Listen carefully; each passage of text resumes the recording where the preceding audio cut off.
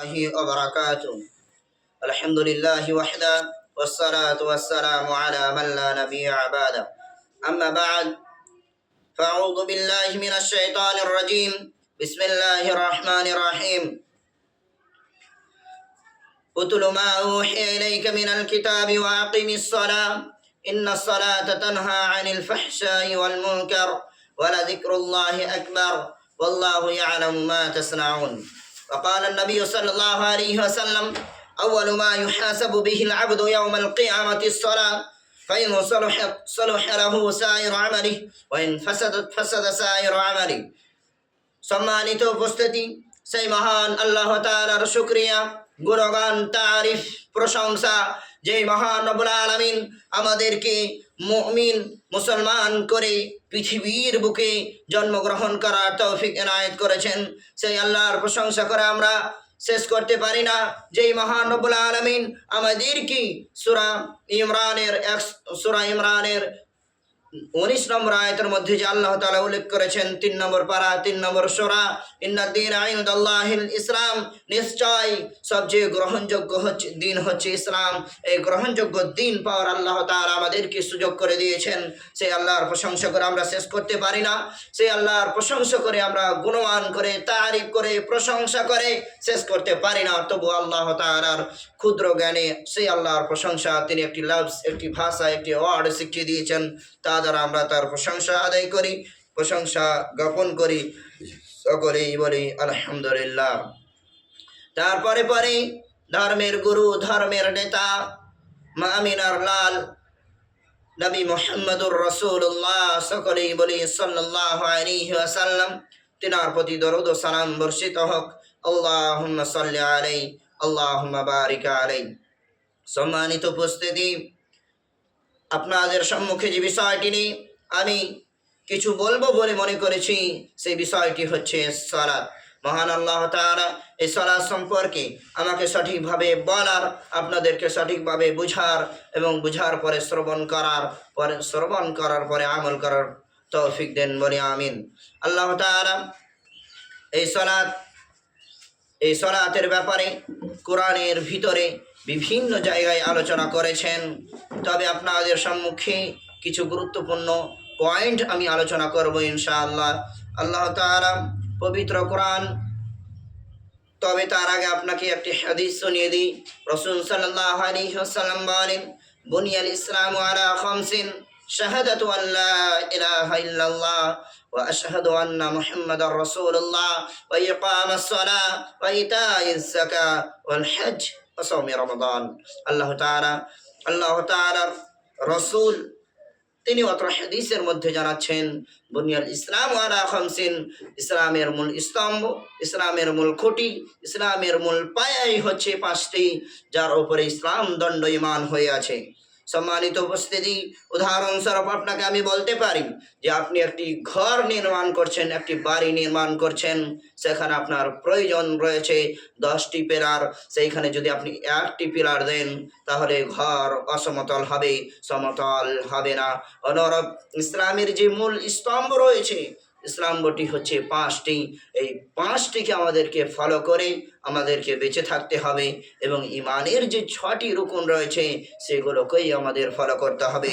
যদি এই 5টি ইসলামের মূল স্তম্ভ এবং ইমানের যে 6টি রুকন রয়েছে যদি আমরা যথাযথভাবে মূল্যায়ন করতে পারি, তাহলে আমাদের ঠিকানা হবে জান্নাত। আর যদি এগুলোকে আমরা ত্যাগ করি, অস্বীকার করি, মেনে নিতে না করি, তাহলে আমাদের ঠিকানা হবে জাহান্নাম। সম্মানিত উপস্থিতি, আল্লাহ তাআলার রাসূল যে বললেন, বুনিয়াল ইসলাম আলা খামসিন, ইসলামের মূল স্তম্ভ হচ্ছে 5টি। প্রথম নম্বর হচ্ছে শাহাদাতু আন লা ইলাহা ইল্লাল্লাহ, সাক্ষ্য দেওয়া যে আল্লাহ ছাড়া কোনো মাবুদ নেই, ওয়া আশহাদু আন্না মুহাম্মাদার রাসূলুল্লাহ, এবং সাক্ষ্য দেওয়া যে মুহাম্মদুর রাসূলুল্লাহ সাল্লাল্লাহু আলাইহি ওয়াসাল্লাম আল্লাহর রাসূল ও বান্দা।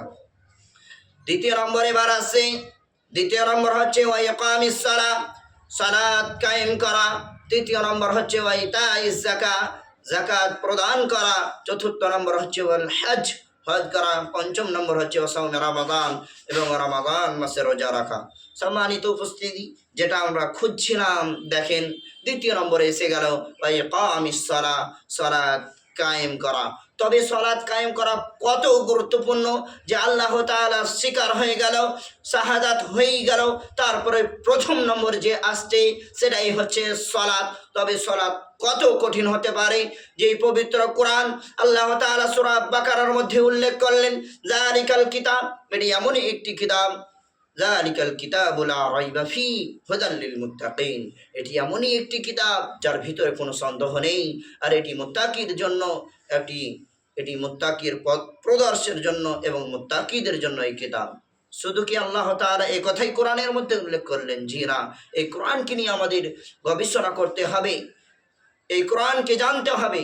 কেননা আল্লাহ তাআলা বলেন হুদাল লিন্নাস, এই কোরআন হচ্ছে মানুষের হেদায়েতের জন্য। শুধু তাই নয়, আল্লাহ তাআলা সূরা কালাম 67 নম্বর সূরার 52 নম্বর আয়াত, মানে শেষ আয়াতের মধ্যে আল্লাহ উল্লেখ করছেন ওয়ামা হুয়া ইল্লা যিকরুল লিল আলামিন, এটি মানুষের জন্য একটি উপদেশ হিসাবে আল্লাহ তাআলা নাযিল করেছেন।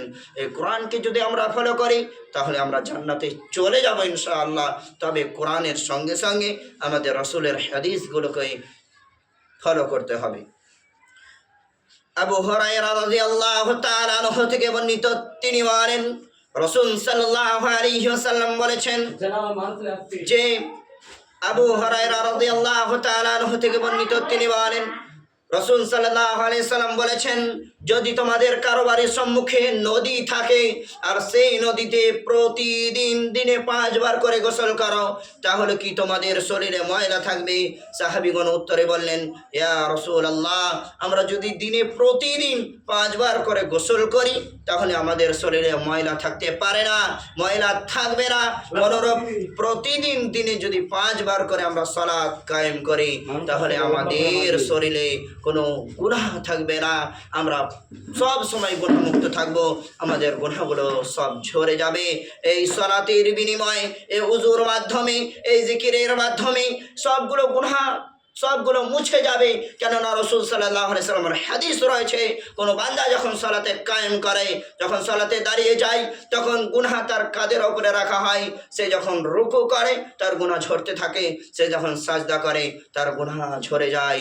সম্মানিত উপস্থিতি, অনুরূপ যদি আমরা সালাত কায়েম করি, এই সালাতের দিকে একটু আসি, সেই আল্লাহর করুণার দিকে একটু যদি প্রার্থনা করি, তাহলে আমাদের গুনাহগুলোকে আল্লাহ তাআলা মোচন করে দেবেন, ধুয়ে দেবেন, সাফ করে দেবেন। সম্মানিত উপস্থিতি, শুধু তাই নয়, মহান রব্বুল আলামিন সূরাতুল বাকারা সূরা নম্বর 2 পারা নম্বর 1, সূরা আল বাকারা সূরা নম্বর 2 পারা নম্বর 1 আয়াত নম্বর 45, আল্লাহ তাআলা বলেন ওয়াস্তাঈনু বিস-সাবরি ওয়াস-সালাহ, ওয়াস্তাঈনু বিস-সাবরি ওয়াস-সালাহ, তোমরা সালাতের মধ্যে ধৈর্য সাহায্য প্রার্থনা করো। ওয়া ইন্নাহা লাকাবীরা, অবশ্যই তা কঠিন, ইল্লা আলাল খাশিন, কিন্তু বিনয়ীদের জন্য মোটেই কঠিন নয়। আল্লাহ তাআলা আয়াতের মধ্যে জানাচ্ছেন যে তোমরা যখন সালাত কায়েম করবে, ধৈর্য সাহায্য প্রার্থনা করবে সালাতের মাধ্যমে, আর এটা হচ্ছে অনেক কঠিন, কিন্তু বিনয়ীদের জন্য, আল্লাহ ভীরুদের জন্য মোটেই কঠিন নয়। সম্মানিত উপস্থিতি, আল্লাহ তাআলা আরো বলেন সূরা আল বাকারা সূরা নম্বর 2 পারা নম্বর 2 আয়াত নম্বর 153, আল্লাহ তাআলা উল্লেখ করছেন ইয়া আইয়ুহাল্লাযীনা আমানুস্তাঈনু বিস-সাবরি ওয়াস-সালাহ ইন্নাল্লাহা মা'আস-সাবিরিন। আল্লাহ তাআলা বলেন ইয়া আইয়ুহাল্লাযীনা আমানুস্তাঈনু বিস-সাবরি ওয়াস-সালাহ, ইয়া আইয়ুহাল্লাযীনা আমানু, হে বিশ্বের ঈমানদারগণ। আল্লাহ তাআলা এখানে ঈমানদারগণকে ডেকে বলছেন, কোনো কাফেরকে বলেন না, কোনো মুশরিককে বলেন না, কোনো বেঈমানকে বলেন না। আল্লাহ তাআলা জানাচ্ছেন ইয়া আইয়ুহাল্লাযীনা আমানু, হে বিশ্বের ঈমানদারগণ, আমানুস্তাঈনু বিস-সাবরি ওয়াস-সালাহ, তোমরা নামাজের মধ্যে ধৈর্য ও সাহায্য প্রার্থনা করো। ইন্নাল্লাহা মা'আস-সাবিরিন, নিশ্চয় যারা ধৈর্য ও সাহায্য প্রার্থনা করবে নামাজের মাধ্যমে আল্লাহ তাআলা তাদের সঙ্গে রয়েছেন, আল্লাহ তাআলা সবর করেওয়ালাদের সঙ্গে রয়েছেন। সম্মানিত উপস্থিতি, অত্র আয়াত থেকে আমরা যা জানতে পারি যে আল্লাহ তাআলা আমাদেরকে জানাচ্ছেন যে তোমরা নামাজের মধ্যে, সালাতের মধ্যে ধৈর্য ও সাহায্য প্রার্থনা করো, আর যদি তোমরা ধৈর্য ও সাহায্য প্রার্থনা করতে পারো তাহলে আল্লাহ তাআলা তোমাদের সঙ্গে রয়েছেন। শুধু তাই নয়, মহান রব্বুল আলামিন সূরাতুল মুমিনুন 18 পারার প্রথম নম্বর 18 পারার সূরা মুমিনুনের প্রথম ও দ্বিতীয় নম্বর আয়াতের মধ্যে আল্লাহ উল্লেখ করছেন কদ আফলাহাল মুমিনুন, নিশ্চয় তারা পরিত্রাণ পেয়ে গেল। কদ আফলাহাল মুমিনুন, তারা সফল হয়েই গেল। আল্লাযীনা হুম ফি সালাতিহিম খাশিউন, যারা খুশু ভয় ভীতি নিয়ে আল্লাহর সালাতকে কায়েম করে তারা পরিত্রাণ পেয়ে গেল, সফল হয়ে গেল। অত্র আয়াত থেকে আমরা জানতে পারি যদি আল্লাহ যে সালাত আমাদের উপরে ফরজ করেছেন সেটা যদি ভয় ভীতি নিয়ে আমরা সালাত কায়েম করতে পারি, আল্লাহ তাআলার এই সালাতকে ভয় ভীতি নিয়ে আল্লাহর ইবাদতের জন্য লক্ষ্য করে যদি আমরা পালন করতে পারি, যদি আমরা সালাত কায়েম করতে পারি, তাহলে আমরা পরিত্রাণ পেয়ে যাব। কেননা আল্লাহ তাআলা অত্র আয়াতের মধ্যে এ কথাই উল্লেখ করেন। শুধু তাই নয়, মহান রব্বুল আলামিন সূরা হজ 17 নম্বর পারার শেষ অংশে আল্লাহ তাআলা উল্লেখ করছেন, ইয়া আইয়ুহাল্লাযীনা আমানু রুকউ ওয়াসজুদু ওয়া'বুদু রাব্বাকুম ওয়াফআলুল খায়রা লাআল্লাকুম তুফলিহুন। আল্লাহ তাআলা অত্র আয়াতের মধ্যে জানাচ্ছেন, ইয়া আইয়ুহাল্লাযীনা আমানু রুকউ, হে বিশ্বের ঈমানদারগণ তোমরা রুকু করো। অনুরূপ কথা মহান রব্বুল আলামিন সূরাতুল বাকারার মধ্যে উল্লেখ করছেন। আল্লাহ তাআলা বলছেন, ওয়ারকাউ মা'আর রাকিন, তোমরা রুকুকারীদের সঙ্গে রুকু করো। ওখানেও আল্লাহ তাআলা সূরা হজের মধ্যে উল্লেখ করছেন, ইয়া আইয়ুহাল্লাযীনা আমানু রুকউ, হে বিশ্বের ঈমানদারগণ তোমরা রুকু করো, ওয়াসজুদু তোমরা সাজদা করো, ওয়া'বুদু রাব্বাকুম তোমরা তোমার প্রতিপালকের ইবাদত করো, ওয়াফআলুল খায়র ভালো কাজসমূহ করো, লাআল্লাকুম তুফলিহুন। যদি আমরা ভালো কাজসমূহ করতে পারি, রুকু করতে পারি, সাজদা করতে পারি, তো আল্লাহ তাআলা আমাদেরকে পরিত্রাণ দিবেন এবং আল্লাহ তাআলা সফল বলে গণ্য করেছেন। সম্মানিত উপস্থিতি, অত্র আয়াতে আমরা যা জানতে পারি, আল্লাহ তাআলা বলেন, ইয়া আইয়ুহাল্লাযীনা আমানু রুকউ ওয়াসজুদু ওয়া'বুদু রাব্বাকুম ওয়াফআলুল খায়রা লাআল্লাকুম তুফলিহুন। যদি আমরা এই ভালো কাজসমূহগুলো সালাতের মাধ্যমে রুকু ও সিজদা করে নিতে পারি, তাহলে আমরা সফল হব, একথা আল্লাহ তাআলা উল্লেখ করছেন। শুধু তাই নয়, সূরাতুল হজ 78 নম্বর আয়াতেও আল্লাহ তাআলা উল্লেখ করেন, ফাকিমুস সালাহ, তোমরা নামাজের তোমরা সালাত কায়েম করো, ফাকিমুস সালাহ তোমরা সালাত কায়েম করো, ওয়াতুজ যাকাত তোমরা যাকাত প্রদান করো, ওয়াতাসিমু বিল্লাহ তোমরা আল্লাহর বিধানগুলোকে একরা ধরো। একথা মহান রব্বুল আলামিন সূরাতুল ইমরানের মধ্যে উল্লেখ করছেন যে তোমরা আল্লাহর বিধানগুলোকে একরে ধরো, মজবুতভাবে একরে ধরো, সেইগুলোকে একরে ধরো, তাহলেই তোমরা পথভ্রষ্ট হবে না। আল্লাহ তাআলার এই কিতাব রাসূলের হাদিসগুলোকে আমাদের একরে ধরতে হবে। আল্লাহ তাআলা বলেন, ওয়াতাসিমু বিল্লাহ তোমরা আল্লাহর বিধানগুলোকে একরে ধরো, হুয়া মাওলাকুম তিনি আমাদের অভিভাবক, ফানিআমাল মাওলা তিনি আমাদের উত্তম অভিভাবক, ফানিআমান নাসির তিনি আমাদের উত্তম সাহায্যকারী। অত্র আয়াতে যে আমরা জানতে পারি, আল্লাহ তাআলা সুস্পষ্টভাবে জানাচ্ছেন যে তোমরা সালাত কায়েম করো, তোমরা যাকাত দাও এবং আল্লাহর বিধানগুলো যে রয়েছে, রসুলের বিধানগুলো রয়েছে, সেগুলোকে একরে ধরো। যদি একরে ধরতে পারো তাহলে আমরা বিনিময়ে জান্নাত পাবো, যদি আল্লাহর বিধানগুলো একরে ধরতে পারি। সেই আল্লাহর বিধান কি, সেইগুলো রসুল সাল্লাল্লাহু আলাইহি সাল্লাম সবগুলো একের পর এক আলোচনা করেছেন, তবে সেই দিকে আমি যাচ্ছি না। আল্লাহ তাআলার সেই বিধানকে একরে ধরতে হবে, এটাই কথা, এবং আল্লাহর কাছেই সাহায্য চাইতে হবে, কেননা তিনি আমাদের অভিভাবক, আর তিনি উত্তম অভিভাবক, আর তিনি হচ্ছে উত্তম সাহায্যকারী। যদি আজ পৃথিবীর বুকে দেখা যায় যদি কারো সন্তান না হয়, যদি পৃথিবীর বুকে আরও দেখা যায় যদি কোনো মানুষ কিছু পারছে না, সেটা অন্যর কাছে মাথা নত করছে, পীর পূজারি হচ্ছে, কবর পূজারি হচ্ছে, গাছের কাছে মাথা নত করছে, পাথরের কাছে মাথা নত করছে। আল্লাহ তাআলা বলছেন, ওয়া নি'মান নাসির আমি হলাম উত্তম সাহায্যকারী, তোমরা আমার কাছে চাও, আমি হলাম উত্তম অভিভাবক। আল্লাহ তাআলা এ কথা জানাচ্ছেন। তবে যাবতীয় গুণগান, যাবতীয় তারিফ, যাবতীয় প্রশংসা সব কিছু আল্লাহর জন্যই, এবং যা চাইব তা আল্লাহর জন্য, আল্লাহর কাছেই চাইতে হবে। কেন রাসূল সাল্লাল্লাহু আলাইহি সাল্লাম বলেন, তোমাদের যদি যে জুতা রয়েছে, যে চপ্পল রয়েছে, সেই চপ্পলের যদি ফিতাও ছিঁড়ে যায় তবু সেই ফিতা আল্লাহর কাছে চাইবে, একথা আল্লাহর রাসূল জানাচ্ছেন।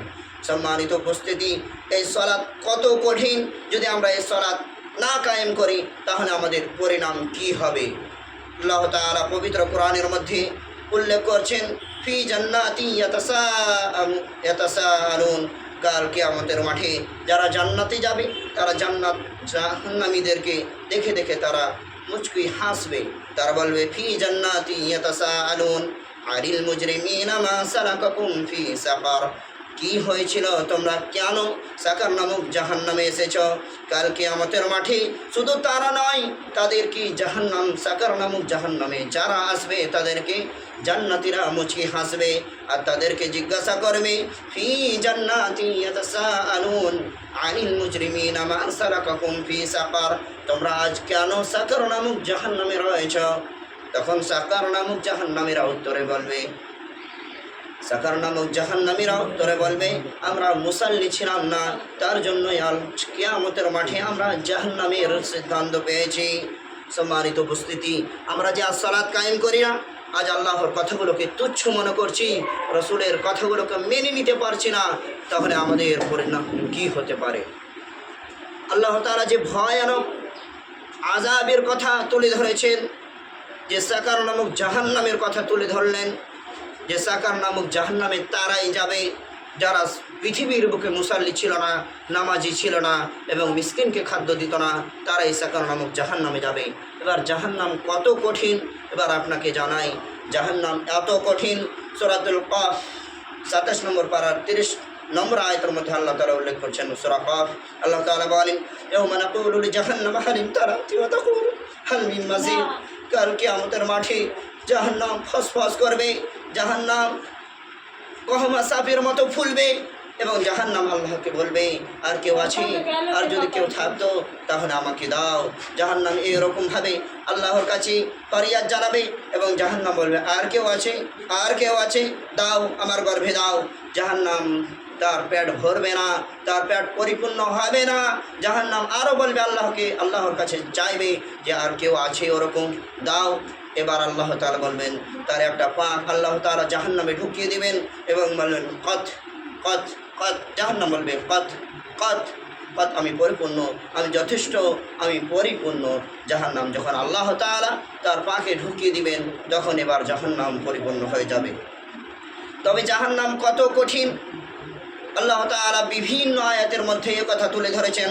সূরা ইয়াসিন 36 নম্বর সূরার 63 ও 64 নম্বর আয়াত, পারা নম্বর 23 আল্লাহ তাআলা উল্লেখ করছেন। আল্লাহ তাআলা বলেন, হাদিহি জাহান্নামুল্লাতী কুনতুম তুআদুন ইসলাউহা ইয়াওমা বিমা কুনতুম তাকফুরুন। কাল কিয়ামতের মাঠে যখন জাহান্নামীদেরকে জাহান্নামের দিকে নিয়ে যাওয়া হবে, তখন পৃথিবীর কথা স্মরণ করিয়ে লাঞ্ছিত করে তাকে জাহান্নামের দিকে নিয়ে যাওয়া হবে। আপনি যা আজ পৃথিবীর বুকে মন মতো ঘুরছেন, পৃথিবীটা মন মতোর জায়গা নয়। কেননা আল্লাহ তাআলা বলেন, সূরাতুন নাবার ভিতরে উল্লেখ করছেন, ইন্না জাহান্নামা কানাত মিরসাদা, নিশ্চয় জাহান্নামকে মানুষের জন্য ফাঁদ করে সৃষ্টি করা হয়েছে, আর তাদের মনের যে প্রকাশ রয়েছে তা দিয়েই জাহান্নামকে ঘেরা রয়েছে। আর কিয়ামতের মাঠে এই জাহান্নাম মনের বৃত্তি দিয়ে জাহান্নামকে ঘেরা হয়েছে। যদি আপনি পৃথিবীর বুকে মন মতন চলেন, তাহলে কাল কিয়ামতের মাঠে জাহান্নাম হবে। যদি আল্লাহ ও রসুলের কথা অনুযায়ী চলতে পারেন, তাহলে কাল কিয়ামতের মাঠে জান্নাত হবে বলে আশা করা যায়। সম্মানিত উপস্থিতি, শুধু তাই নয়, জাহান্নাম কত কঠিন, জাহান্নাম কত কঠিন যে একজন জাহান্নামের গায়ের চামড়া হবে, একজন জাহান্নামের গায়ের ত্বক হবে 42 হাত মোটা, এবং এক কাঁধ থেকে অপর কাঁধ একজন জাহান্নামের দূরত্ব হবে একটি ছোটন্ত ঘোড়া। দিন ও রাত 3 দিন যতক্ষণ চলবে, ততক্ষণই একজন জাহান্নামের এক কাঁধ থেকে আর এক কাঁধের দূরত্ব হবে। একজন জাহান্নামের উরু হবে বালজা পাহাড়ের সমান, একজন জাহান্নামের দাঁত হবে উহুদ পাহাড়ের সমান। জাহান্নাম তাহলে কত কঠিন যে একজন জাহান্নামের বসার জায়গা হবে মক্কা থেকে মদিনা প্রায় 375 কিলোমিটার। আপনি একটু গবেষণা করেন যে জাহান্নাম কত কঠিন হতে পারে। তবে আল্লাহ তাআলা একথা আরও জানাচ্ছেন যে কাল কিয়ামতের মাঠে যখন জাহান্নামীদেরকে জাহান্নামের দিকে প্রবেশ করানো হবে, জাহান্নামীদেরকে জাহান্নামের দিকে নিয়ে যাওয়া হবে, সূরা জুমারের ভিতরে একটি আয়াত এসেছে। আল্লাহ তাআলা বলেন, ওয়াসিয়াকাল্লাযীনা কাফারু ইলা জাহান্নামা যুমারা। কাল কিয়ামতের মাঠে যখন জাহান্নামীদেরকে জাহান্নামের দিকে নিয়ে যাওয়া হবে, একটি উদাহরণ দিয়ে আপনাকে বোঝানোর চেষ্টা করি। যখন কোনো একটি রাখাল সকালে ভোরে রাখাল পালকে নিয়ে যায়, ভেড়ার পাল হতে পারে, গরুর পাল হতে পারে, অথবা ছাগল হতে পারে। যখন সকালে ভোরে যখন সে নিয়ে যায় এবং সন্ধ্যার বেলা আবার যে ফিরিয়ে নিয়ে আসে, তখন সে যদি এ রাখালের হাতে একটা লাঠি থাকে আর যদি কোনো ছাগল হয় অথবা গরু হয় অথবা আর কোনো প্রাণী হতে পারে, যখন এদিক ওদিক যায় সে যেন পিটিয়ে তার বাড়ির দিকে নিয়ে আসে, এদিক ওদিক হতে দেয় না। ওই রকম কাল কিয়ামতের মাঠে আল্লাহ তাআলা ফেরেশতা নিয়োগ করবেন। ওয়াসিয়াকাল্লাযীনা কাফারু ইলা জাহান্নামা যুমারা, তাদেরকে জাহান্নামের দিকে নিয়ে যাওয়া হবে।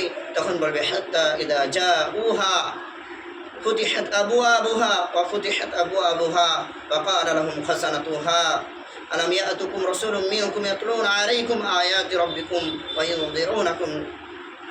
অত্র আয়াত থেকে আমরা যে জানতে পারি যে যখন জাহান্নামীদেরকে জাহান্নামের দিকে নিয়ে যাওয়া হবে তখন তাদেরকে বেইজ্জত করে জাহান্নামের দিকে লাঞ্ছিত করে নিয়ে যাওয়া হবে, আর কেউ এদিক ওদিক পালাতে পারবে না। কেননা আল্লাহ তাআলা সূরা গাশিয়ার শেষ 2 আয়াতের মধ্যে তুলে ধরছেন, ইন্না ইলাইনা ইয়াবাহুম, নিশ্চয় তোমাদেরকে আমার কাছে আসতেই হবে, সুম্মা ইন্না আলাইনা হিসাবাহুম, হিসাব তোমাদেরকে দিতেই হবে, কোনো ছাড় নাই। আর যে আমরা পৃথিবীর বুকে মন মতো চলছি, আমাদের মন মতো চলা যাবে না। যেরকম আল্লাহ তাআলা ও তার রাসূল জানিয়েছেন সেই রাস্তায় আমাদেরকে চলতে হবে। কেননা আল্লাহ তাআলা বলেন, কিরামান কাতিবিন ইয়ালামুনা মা তাফআলুন, আমি তোমাদের দুটি ঘরে আল্লাহ তাআলা আমাদের দুটি ফেরেশতা নিয়োগ করেছেন, ফেরেশতা দিয়ে দিয়েছেন। কিরামান কাতিবিন ইয়ালামুনা মা তাফআলুন, তারা যেন তাদের নিজেদের কাজের মধ্যে ব্যস্ত রয়েছে। আর যদি আমরা পৃথিবীর বুকে মন মতো চলি, যে আমাদের কথাগুলো লিপিবদ্ধ হচ্ছে, যখন আজ পৃথিবীর বুকে আমরা দেখতে পাচ্ছি যেরকম সিসিটিভি ক্যামেরা আমাদের ওপরে নিয়োগ করা থাকলে সেটা রেকর্ড করে রাখে, যে ফেরেশতা আল্লাহ তাআলার পক্ষ থেকে আমাদের কাঁধে অথবা ঘাড়ে নিয়োগ করা হয়েছে, সেই কাল কিয়ামতের মাঠে সেই ফেরেশতা সিসিটিভি ফুটেজের মতো, সিসিটিভি ভিডিওর মতো আল্লাহ তাআলার কাছে উল্লেখ করবে এবং তুলে ধরবে। তখন কি হবে? তখন আল্লাহ তাআলা সূরা বানী ইসরাঈল 15 পারায় আল্লাহ তাআলা উল্লেখ করছেন। আল্লাহ তাআলা বলেন, ইকরা কিতাবাক, তাদের হাতে একটি কিতাব দেওয়া হবে আর বলা হবে পড়ো, কাফা বিনাফসিকা আল-ইয়াওমা আলাইকা হাসিবা। সেই কিতাব দেখে তারা হতভম্ব হয়ে যাবে, চমকে যাবে। এ কোন কিতাব যে পৃথিবীর বুকে আমি শব্দ করেছিলাম তবুও এটা লিপিবদ্ধ রয়েছে। সেই কিতাব দেখে আমরা হতভম্ব হয়ে যাব যে এটি কোন কিতাব হতে পারে যে পৃথিবীর বুকে আমরা যা করলাম তাই রয়েছে, কিছু ছাড় নেই। আজ আমরা যদি কোনো খারাপ কাজ করি, চুরি করি, ডাকাতি করি অথবা আর কোনো গুনহার কাজ করি, তখন আমরা ঘর দেখি যে ঘর তো ফাঁকা, ওপরের দিকে একবার খেয়াল করি না যে মহান রব্বুল আলামিন সমস্ত কিছুই দেখছেন। যত গুনহার কাজ করছি আমরা এদিক ওদিক মানুষকে দেখে করে থাকি, কিন্তু আল্লাহর কথা একটুকু ভাবি না। সে কাল কিয়ামতের মাঠে আল্লাহ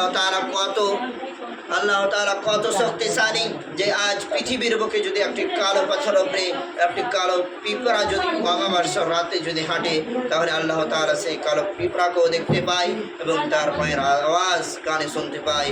এবং ভিতরে কথা রয়েছে, আল্লাহু আলিমুন বিযাতিস সুদূর, আল্লাহ তাআলা আমাদের অন্তর জামিন, আল্লাহ তাআলা আমাদের অন্তরের কথা জেনে থাকে। যাবতীয় যা জিনিস রয়েছে আল্লাহ তাআলা আমাদের সব কিছু দেখছেন। আল্লাহ তাআলা আমাদের ছাড় দিয়েছেন, তবে ছেড়ে দেননি। আমাদেরকে যে ভালো কাজগুলি রয়েছে সেগুলো আমাদেরকে করে যেতে হবে, খারাপ কাজ থেকে বিরত থাকতে হবে। নাহলে কাল কিয়ামতের মাঠে সেই আমাদের এই কিতাবকে তুলে ধরা হবে আর বলা হবে পড়ো, তোমার রেজাল্ট, তোমার আমলনামা পড়ো। তখন আমাদেরকে প্রস্তাবতে হবে, আর কোনো উপায় থাকবে না। যেই সালাত রয়েছে, সিয়াম রয়েছে, হজ রয়েছে, যাকাত রয়েছে, সেইগুলোকে আমাদেরকে একরে ধরতে হবে, এগুলো বিধানকে আমাদের একরে ধরতে হবে, নচেত কোনো ছাড় নেই। আল্লাহ তাআলা আমাদেরকে ছাড়বেন না। পৃথিবীর বুকে যদি আমরা তওবা ইস্তিগফার যদি করে যেতে পারি তাহলে আল্লাহ তাআলা আমাদেরকে ক্ষমা করবেন। আল্লাহ তাআলা বলেন সূরা জুমারের ভিতরে আল্লাহ তাআলা উল্লেখ করছেন, আল্লাহ তাআলা বলেন, কুল ইয়া ইবাদিয়াল্লাযীনা আসরাফু আলা আনফুসিহিম লা তাকনাতু মির রাহমাতিল্লাহ। আল্লাহ তাআলা অত্র আয়াতের মধ্যে জানাচ্ছেন, কুল ইয়া ইবাদিয়াল্লাযীনা আসরাফু, হে আমার অনুগতগণ, আলা আনফুসিহিম, যারা তোমরা নিজেদের নফসের উপরে জুলুম করেছো, লা তাকনাতু মির রাহমাতিল্লাহ, তোমরা আল্লাহর রহমত থেকে নিরাশ হয়ে যেও না, বঞ্চিত হয়ে যেও না। কেননা কাল কিয়ামতের মাঠে আল্লাহ তাআলা আপনাদেরকে জিজ্ঞাসা করবে যে আমি রহমত দিয়েছিলাম, কেন তুই নিরাশ হয়ে গিয়েছিলি? আল্লাহর যে দয়া রয়েছে, আমরা যতই বড় পাপী হই না কেন আল্লাহ তাআলা আমাদের পাপগুলোকে ক্ষমা করে দেবেন। আল্লাহ তাআলা পারোয়া করে না আমরা কত বড় পাপী, আল্লাহ তাআলা আমাদের সমস্ত গুনাহকে মোচন করে দিবেন। আল্লাহ তাআলা বলেন, ইন্নাহু হুয়াল গফুরুর রহিম, নিশ্চয় আমি মহাক্ষমাশীল ও অতি দয়াবান। অত্র আয়াত থেকে আমরা যা জানতে পারি যে আমাদের গুনাহ হয়েছে, তবে আমাদেরকে পথ ছেড়ে দিতে হবে না, আল্লাহর কাছে ইস্তেগফার করতে হবে, ক্ষমা করতে হবে।